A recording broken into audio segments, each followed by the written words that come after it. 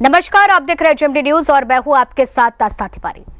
रुक करते हैं खबरों की ओर, जहां नेपाल में जल प्रलय के बाद यूपी में अलर्ट है। जी हां, नेपाल में आई विनाशकारी बाढ़ और फ्लैश फ्लड के बाद उत्तर प्रदेश का पूरा प्रशासन अलर्ट मोड में आ गया है। लखनऊ से लेकर के नेपाल सीमा से सटे जिलों तक हालात पर लगातार नजर रखी जा रही है। हालांकि राहत की बात यह है कि फिलहाल प्रदेश में किसी बड़ी बाढ़ जैसी स्थिति नहीं है, लेकिन प्रशासन किसी भी संभावित खतरे को लेकर के पूरी तरह से तैयार है। गोरखपुर में राप्ती और घाघरा नदियों का जलस्तर समान है। सिद्धार्थनगर में राप्ती और बूढ़ी राप्ती पर कड़ी निगरानी रखी जा रही है, जबकि महाराजगंज और बलरामपुर में भी राहत बचाव टीमें अलर्ट पर हैं। चलिए देखते हैं सारी रिपोर्ट। नेपाल में आए जल प्रलय के बाद से अब यूपी में भी अलर्ट जारी कर दिया गया है। प्रशासन जो है अलर्ट मोड पे है और ये आपको हम 10-70 का जो कंट्रोल रूम है वो हम आपको दिखा रहे हैं, जहाँ पर यहाँ से पूरे प्रदेश की मॉनिटरिंग की जा रही, खास को लेकर मॉनिटरिंग की जा रही है। हमारे साथ इस समय ऋषिकेश भास्कर जी हैं, जो राहत आयुक्त हैं।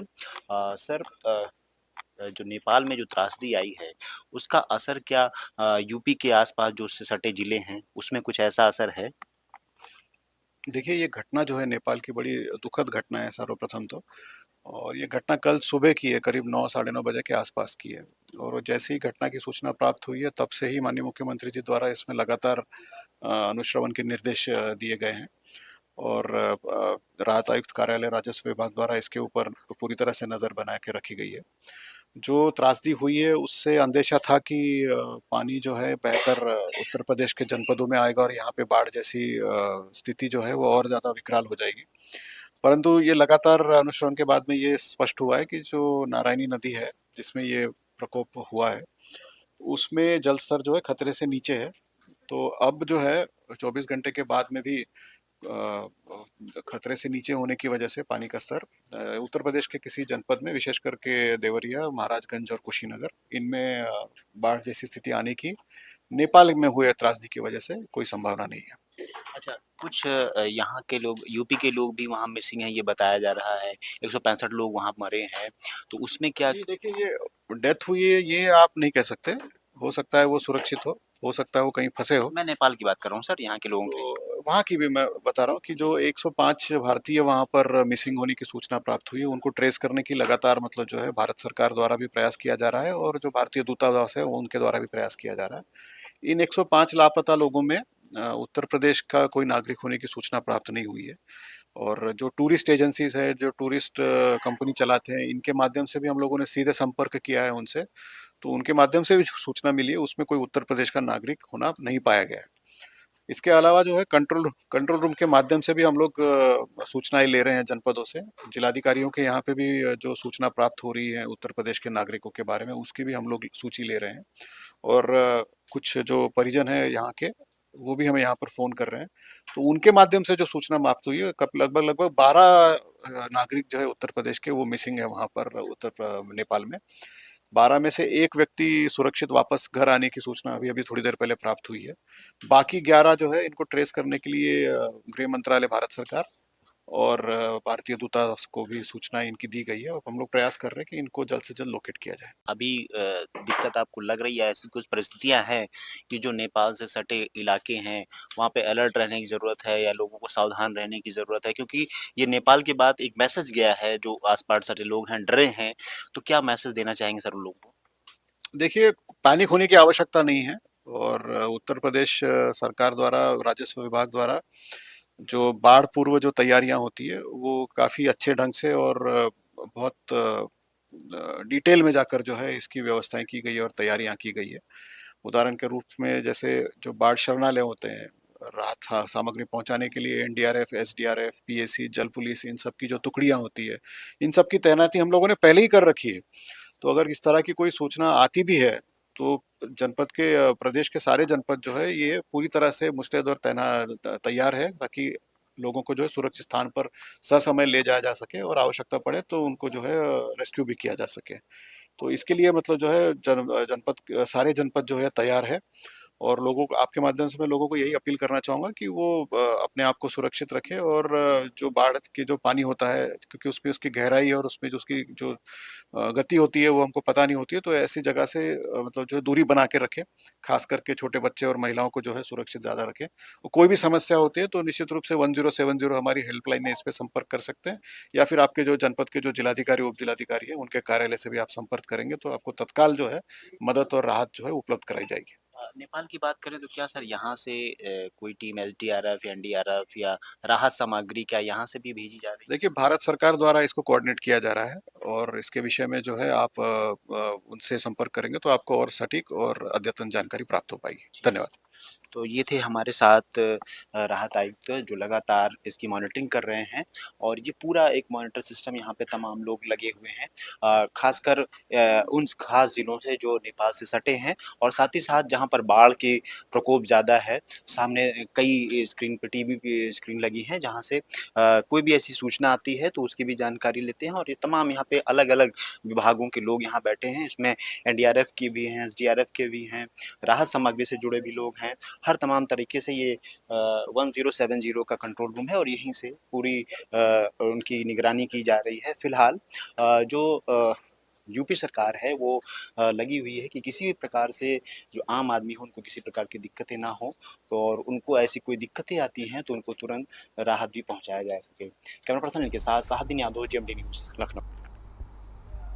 नेपाल में आई फ्लैश फ्लड के बाद गोरखपुर प्रशासन भी पूरी तरह से अलर्ट हो गया है, लेकिन फिलहाल जिलों के लोगों के लिए राहत की खबर है। प्रशासन के मुताबिक राप्ती और घाघरा नदियों का जलस्तर अभी सामान्य है और किसी तरह का खतरा नहीं है। नेपाल में हो रही भारी बारिश पर लगातार नजर रखी जा रही है। बाढ़ प्रभावित इलाकों में पहले से राहत सामग्री और मेडिकल कैंप की व्यवस्थाएं की गई हैं। वहीं अब कई जगहों पर पानी भी उतरने लगा है। किसी भी आपात स्थिति से निपटने के लिए एनडीआरएफ, पीएसी और राहत बचाव टीमें तैयार हैं। प्रशासन का कहना है कि फिलहाल घबराने की जरूरत नहीं है, लेकिन हालात पर हर पल नजर रखी जा रही है। जानते हैं कि आज एक फ्लैश फ्लड आई है और जिसकी वजह से बहुत ही एकदम से काफी पानी बढ़ा है और काफी नुकसान भी नेपाल में जो सूचना मिली है हुआ है। बट जो ये है कि गंडक नदी में इसका असर ज्यादा देखने को मिलेगा, जिससे हमारा गोरखपुर जनपद अफेक्ट नहीं होता।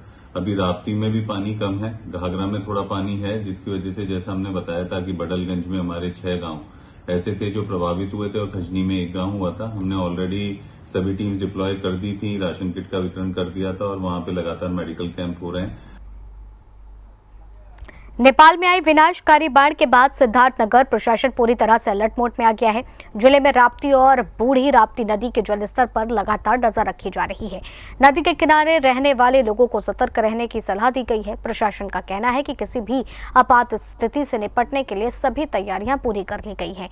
डीएम शिव शरण पांजियन ने बताया है, फिलहाल नेपाल में जिले के किसी भी व्यक्ति के फंसे होने की सूचना नहीं है, लेकिन जरूरत पड़ने पर मदद के लिए हेल्पलाइन भी जारी कर दी गई है। वहीं ग्रामीणों को चिंता है कि बाढ़ आने पर खेत पर और रास्तों को नुकसान हो सकता है।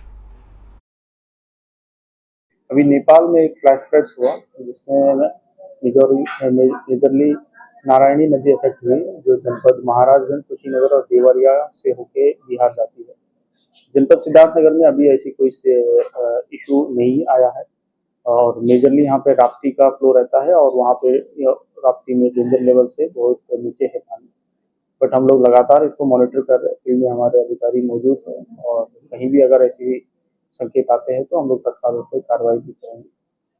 इसके अलावा हम लोगों ने जनपद सिद्धार्थनगर से अगर कोई आदमी नेपाल में फंसा है तो उसके लिए हेल्पलाइन नंबर भी जारी किया है, जिसका नंबर है 05544297030। तो इस पे लोग कॉल कर सकते हैं और वहाँ पे उनको हाल में आए बाढ़ के बाद सीमावर्ती जिले में इसका असर देखने को मिल रहा है। मेरे पीछे आप देख सकते हैं बूढ़ी राप्ती नदी है, जहां जल बहाव और जल का स्तर पर नजर रखी जा रही है।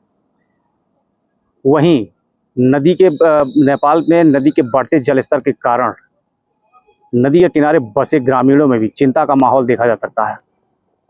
हालांकि पानी का जो है निशान अभी खतरे से नीचे है, लेकिन प्रशासन के सामने सबसे बड़ी चुनौती यह है कि अगर जल स्तर बढ़ता है तो संवेदनशील गांव और उसके किनारे बसे ग्रामीणों को सुरक्षित स्थान पे रखा जाना। ग्रामीणों का कहना है कि अगर पानी का जल स्तर बढ़ता है तो सबसे बड़ा असर खेती, रास्ते और उनके घरों पर पड़ेगा। अब देखने वाली बात यह होगी कि नेपाल में बढ़ते जल स्तर का असर कितना यहाँ पड़ता है और प्रशासन इसके लिए कितना सतर्क है। इन सभी मामले पर हमारे साथ देखिए बात करने के लिए कुछ ग्रामीण मौजूद हैं। आइए इनसे बात करते हैं और जानते हैं क्या है बाढ़ का पूरा मामला। क्या नाम है आपका? मेरा नाम कृष्णनाथ महात्मा है श्रीमान जी।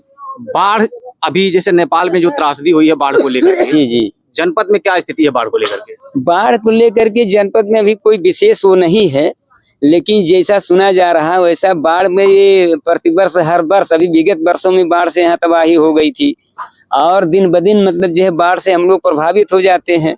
जब भी बाढ़ का नाम सुनते हैं तब भी सशंकित हो जाते हैं। तो बाढ़ का धीरे धीरे जल स्तर जो है अभी तो निचले पावदान पर है, जो बिंदु है इनका जो मापक है उससे नीचे है, लेकिन बढ़ने की संभावना है श्रीमान जी। अगर जल स्तर बढ़ता है जी तो गांव में सबसे बड़ा खतरा क्या होगा?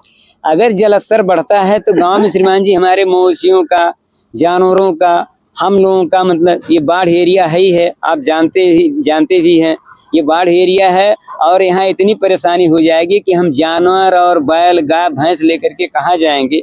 इसकी हम मांग करते हैं कि इसकी कोई व्यवस्था, वैकल्पिक व्यवस्था बाढ़ आने के पहले, तबाही आने के पहले हो जाए तो बहुत अच्छी बात है। क्या नाम है चाचा आपका? बुद्धू।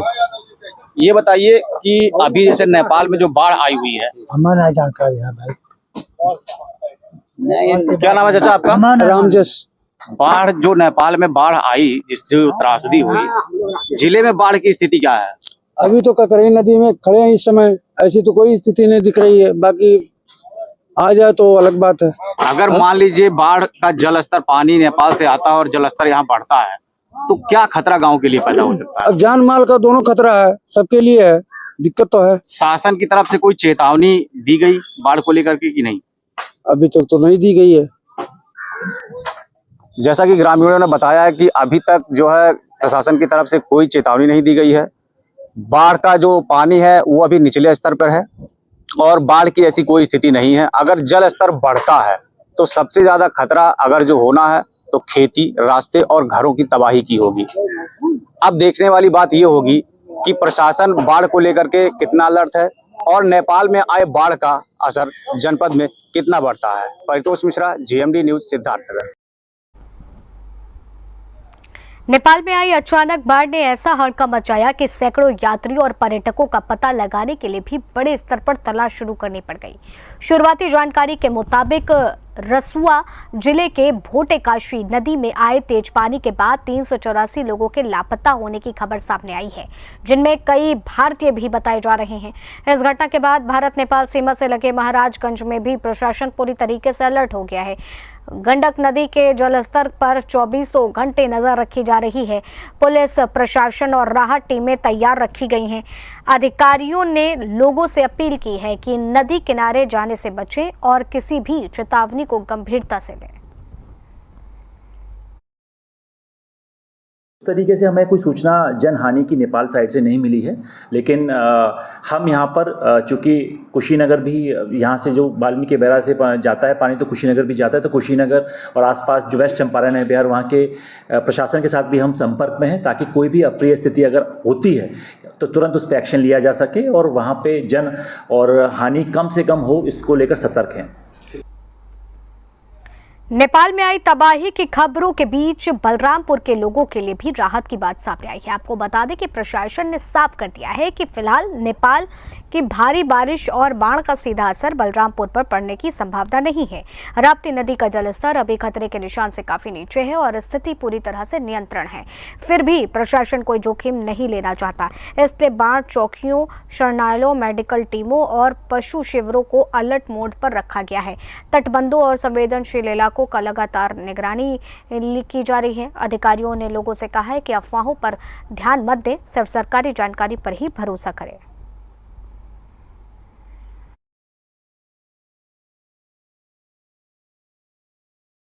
नेपाल में जो फ्लैश फ्लड्स आए हैं वो उत्तरी नेपाल और तिब्बत की सीमा के कारण आए हैं और जो भोटेकोशी नदी है उसका हमारे यहाँ के नदी के सिस्टम से या रिवर बेसिन से कुछ भी लेना देना नहीं है। उसके कारण जो एरिया अफेक्टेड होगा वो पहले बिहार और पूर्वी उत्तर प्रदेश में जो जनपद हैं वहाँ पर पानी पहुँचेगा, वहाँ पर बराज इत्यादि में प्रिकॉशंस लिए जा रहे हैं।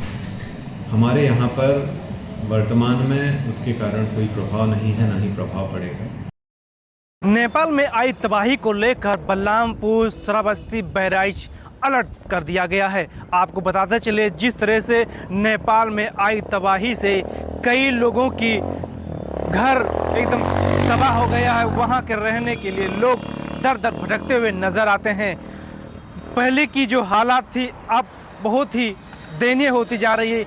जिस तरह से नेपाल में तबाही आई है, बादल फटा है, वहाँ बारिश के पानी से लगातार उफान पे होते जा रहे हैं। वहीं बलरामपुर ज़िले के अधिकारी ने अलर्ट कर दिया गया है और जितनी भी लोग थे सबसे एक एक करके रिपोर्ट मांगी जा रही है। वहीं बलरामपुर का जो राप्ती का जलस्तर है 104.620 है, जो खतरे से निशान से ऊपर रहता है। वहीं खतरे निशान से नीचे बताया जा रहा है, जिसका लेवल 102.60 बताया जा रहा है। जिस तरह से राप्ती नदी का जलस्तर बढ़ता था, इस समय अभी घटता हुआ नज़र आ रहा है। वहीं बलरामपुर के ज़िलाधिकारी बता रहे हैं कि यहाँ अभी कोई खतरे की बात नहीं है। जिस तरह से नेपाल में आई तबाही को लेकर अब बलरामपुर श्रावस्ती बहराइच अलर्ट कर दिया गया है।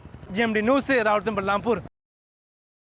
नेपाल में हुई तबाही को लेकर अब बलरामपुर ज़िले में अलर्ट कर दिया गया है। जिस तरह से नेपाल में आई तबाही को लेकर पुलिस प्रशासन और यहाँ के जिलाधिकारी अलर्ट पे हैं। बताया जा रहा है कि चाहे श्रावस्ती हो, बहराइच हो, बलरामपुर हो, यहाँ पर अलर्ट कर दिया गया है।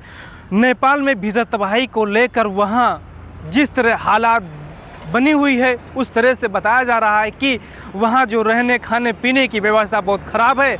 बताया जा रहा है कि जो वहाँ के भीषण तबाही को लेकर जिस तरह से माहौल बनाया गया है उस तरह से अब नहीं है।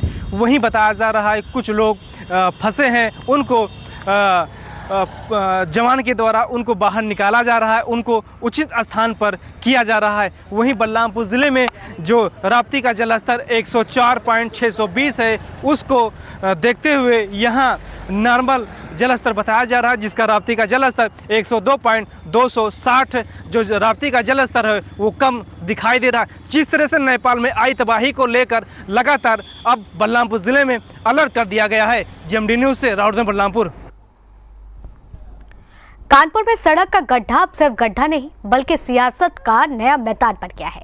जाजमऊ के सरैया चौराहे पर सड़क धंसने से बने करीब 18 फीट गहरे गड्ढे के कैंट में सपा विधायक मोहम्मद हसन रूमी खुद सीढ़ी लगा करके उतर गए और नगर निगम के खिलाफ मोर्चा खोल दिया है। विधायक का कहना है कि यह कोई आम सड़क नहीं बल्कि ऐसी सड़क है जहां बड़े बड़े नेताओं का आना जाना रहता है, फिर भी हालात बदहाल हैं। उन्होंने मौके पर नगर आयुक्त को बुलाने की मांग करते हुए चेतावनी तक दी है कि जब तक अधिकारी नहीं पहुंचेंगे उनका धरना ऐसे ही जारी रहेगा। सड़क धंसने के बाद इलाके में लोगों की सुरक्षा को लेकर के भी अब चिंता बढ़ गई है। तो सड़क धंसने के बाद जो है अब ये गड्ढा सियासत का किस तरह से अड्डा बन गया है वो आप तस्वीरों में देख सकते हैं। जहां आपको बता दें कि विधायक हसन रूमी जो है इस गड्ढे पर उतर गए हैं और लगातार जो है नगर निगम के खिलाफ मोर्चा खोल दिया है। विधायक का कहना है कि यह कोई आम सड़क नहीं बल्कि ऐसी सड़क है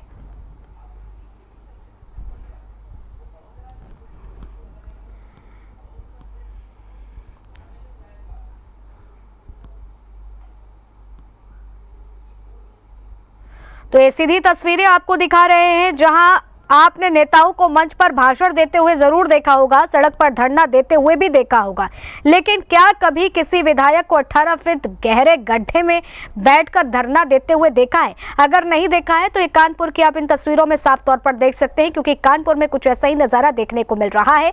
जाजमऊ के सरैया चौराहे का ये पूरा मामला है जहाँ सड़क धंस करके बड़ा गड्ढा बन गया और देखते ही देखते अब वो सियासत का अड्डा भी बन गया। कैंट से सपा विधायक मोहम्मद हसन रूमी सीढ़ी लगा करके सीधे गड्ढे में उतरे हैं और सीधे तौर पर वो धरने पर बैठ गए हैं। विधायक ने साफ कहा है कि जब वीआईपी रास्ता इतना ज्यादा हालात इसके खराब हैं, तो आम जनता किन हालात में होगी इसका अंदाजा खुद लगाया जा सकता है। गड्ढे के अंदर से ही उन्होंने नगर निगम के पर सवालों की सीधे तौर पर बौछार की है और उन्होंने साफ कह दिया है कि अधिकारी आए बिना धरना ये जो है वो खत्म नहीं होगा। उधर वही आसपास खड़े लोग भी हैरान रह गए थे। जो गड्ढा खतरे के निशाने था वही अब विरोध का सबसे बड़ा मंच बन गया है।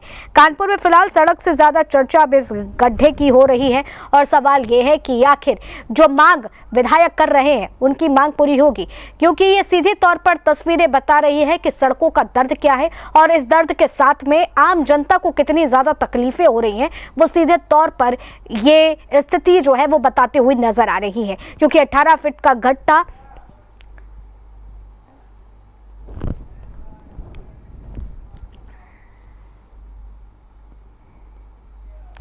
रुक करते अगली बड़ी खबरों का, जहां कानपुर में हुए दर्दनाक विमान हादसे ने पूरे शहर को हिला करके रख दिया है। गंगा बैराज के पास ट्रेनिंग के बाद लौट रहा एयरक्राफ्ट अचानक क्रैश हो गया, जिसमें इंस्पेक्टर और ट्रेनी पायलट दोनों की जान चली गई। हादसा नत्थाखेड़ा इलाके में हुआ। मृतकों की पहचान गुजरात के सचिन भाटिया और कर्नाटक के अभिषेक पुजारी के रूप में हुई है। हादसे के बाद पुलिस, दमकल और राहत टीम मौके पर पहुंची और पूरे इलाके को घेर करके जांच शुरू कर दी है। मामले की जानकारी डीजीसीए को दे दी गई है और अब हादसे की असली वजह जांच रिपोर्ट के बाद ही सामने आएगी। 2 लोगों की डेथ हो चुकी है। इसमें एक इंस्ट्रक्टर थे, ये सचिन भाटिया गुजरात के रहने वाले हैं, और ये अभिषेक पुजारी है, ये कर्नाटक के, ये ट्रेनी थे। और इंस्ट्रक्टर और ट्रेनी दोनों जो है 11:30 बजे इन्होंने टेक ऑफ करा है। यहाँ पर गर्ग एविएशन ट्रेनिंग सेंटर है, वहां से 11:30 बजे इनका टेक ऑफ होने के बाद करीब 11:50 के आसपास की ये इंसिडेंट है और ये वापस जा रहे थे। और इसकी जो ये ड्वेल इंजन है, ये जो प्लेन दिख रहा है, ये 4 सीटर था। और जो इंस्ट्रक्टर है इसके बारे में जानकारी पता करी है कि ये करीब 3000 आवर्स का इनके पास एक एक्सपीरियंस था। अभी डीजीसीए को इन्फॉर्म कर दिया गया है, उनकी टीम जो है इसकी गहराई से जांच पड़ताल करेगी। मुख्य तौर से यहाँ पर पुलिस ने इसको पूरा एरिया को अपने उसको प्रोटेक्ट कर दिया है और आगे की जो बॉडीज को इनको यहाँ से ले जाया गया है। ये जो टेक्नम प्लेन है, इसके बारे में जो जानकारी मिली है कि 2023 से इनके यहाँ पर ये ट्रेनिंग के लिए लाया गया था और आगे की जो जितनी भी टेक्निकल जो है इंक्वायरी है वो डीजीसीए द्वारा की जाएगी। आज सुबह करीब 10 बजे की बात है जब कानपुर के चकेरी से एक ट्रेनिंग एयरक्राफ्ट जो है उड़ान भरता है। इसके बाद वहां से करीब 10 किलोमीटर दूर गंगा बैराज के पास करीब आधा किलोमीटर जो है यहाँ पर क्रैश हो जाता है। इस वक्त हम वहीं ग्राउंड जीरो पर मौजूद है, वहां की आपको तस्वीरें दिखाना चाहेंगे। इस एयरक्राफ्ट में 2 लोग सवार थे, जबकि ये 4 लोग इसमें बैठ सकते थे। तो ये जो क्रैश होने के बाद इसमें पायलट और को पायलट दोनों लोगों की दुखद मृत्यु हो गई है। आप देखेंगे तस्वीरों में किस तरीके से इसकी जो स्थिति है उससे आप जान पाएंगे। ये एक अमरूद का बगीचा है जहां पर बताया ये जाता है कि कम से 1 से 2 गुलाटी खाने के बाद ये जो है इसकी इस तरीके की जो स्थिति है वो यहाँ पर हो गई है। इसके बाद तमाम जो आला अधिकारी हैं वो यहाँ पर मौके पर पहुंचते हैं। इसके बाद जो स्थिति है उसका जायजा लेते हैं और तमाम अधिकारी इस पर लगे हुए हैं कि आखिर ये स्थिति कैसे बनी और ये जो क्रैश जो है क्यों हुआ, आखिर इसका सबसे बड़ा कारण क्या है। क्योंकि अक्सर ये देखा जाता है कि चकेरी से लेकर के इसी की तरफ जब तमाम जो लोग हैं उनको ट्रेनिंग जो है दी जाती है इसको लेकर के, क्योंकि ये थोड़ा सा सुनसान इलाका पड़ता है, जो आबादी है वो कम रहती है। इस कारण देखा यह जा रहा है कि ये जो हालात हैं वो कैसे बने और इसके बाद तमाम जो लोग हैं उच्च अधिकारी हैं वो यहाँ पर मौके पर लगातार पहुंच रहे हैं और स्थिति का जायजा ले रहे हैं। अब देखना ये होगा कि इसके बाद क्या कुछ चीजें निकल के सामने आती हैं कि आखिर जो कारण है वो क्या होता है। लेकिन हम आपको तस्वीरें दिखाना चाहेंगे कि आप देखेंगे कि इसके जो एक एक पार्ट है वो आपको बाहर नजर आएगा। इसके बाद जो बाउंड्री वॉल यहाँ पर बनी हुई थी, अमरूदों के पेड़ जो थे उनके चारों तरफ बाउंड्री वॉल थी जो सीमेंटेड बनी हुई थी, वो पूरी तरीके से जो है टूट गई है, क्षतिग्रस्त हो गई है। और ये स्थिति आप देखेंगे, ये पीछे का जो हिस्सा होता है वो आपको हालांकि थोड़ा सा सुरक्षित नजर आएगा, सही नजर आएगा, लेकिन आगे की जो स्थिति है वो पूरी तरीके से डैमेज हो गई है। एक एक पार्ट आप देख पाएंगे बाहर निकला हुआ है। तो कितना भयानक ये हादसा होगा वो आप इस तस्वीरों के माध्यम से समझ सकते हैं कि कितनी भयानक स्थिति उस समय रही होगी। अब देखना ये होगा कि आगे क्या कुछ निकल के आता है, क्या कारण सामने निकल के आता है जो ये स्थिति बन पाई। अपने सहयोगी शेखर के साथ जहीर खान, जेएमडी न्यूज़ के लिए कानपुर। कानपुर में रुक रुक करके हो रही बारिश ने लोगों को उमस भरी गर्मी से राहत तो दे दी, लेकिन शहर की व्यवस्थाओं की पोल भी खोलती है। शहर की प्रमुख वीआईपी रोड पर बारिश के बाद इतना पानी भर गया कि सड़क तालाब जैसे नजर आने लगी। जल भराव की वजह से वाहनों की लंबी कतारें लग गई और लोगों को रोज के मुकाबले कई गुना ज्यादा समय सफर में बिताना पड़ा। पैदल चलने वालों के लिए भी भारी परेशानियों का सामना करना पड़ा है और स्थानीय लोगों का कहना है कि हर बारिश में यही हाल होता है, लेकिन स्थायी समाधान नहीं निकल पा रहा। अब लोगों ने जल निकासी व्यवस्था दुरुस्त करने की मांग भी उठा दी है।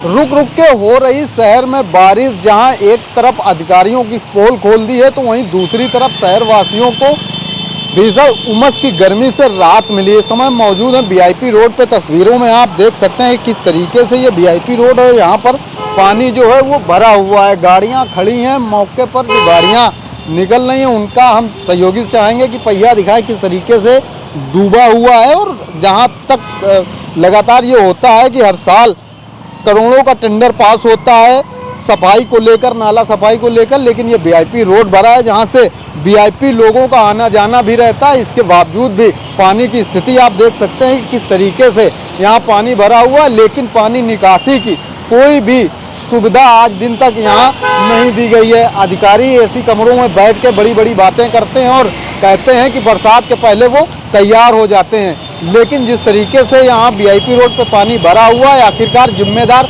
कौन है? जहाँ मिनटों का सफ़र जो होता है वो अब जो राहगीर हैं वो घंटों में तय कर रहे हैं। अपने सहयोगी राजेश के साथ दीपक यादव, जेएमडी न्यूज़ कानपुर।